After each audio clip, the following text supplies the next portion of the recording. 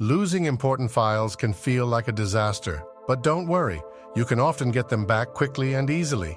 Here's how. First, stay calm. Check your recycle bin or trash. Many files end up there by mistake. If you find your file, simply restore it. If the file isn't in the recycle bin, use your computer's search function. Type in keywords related to the file's name or content. This often helps find files hidden in different folders. Still no luck? Try using a system restore point. This feature lets you revert your computer to an earlier state.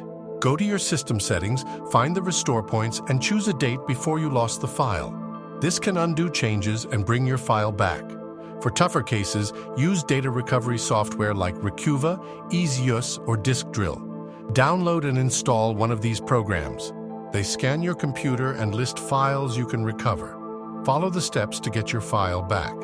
If your hard drive is damaged, try connecting it to another computer as an external drive.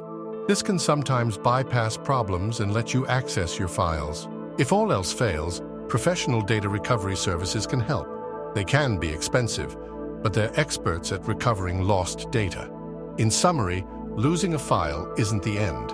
With the right steps, you can often recover it quickly.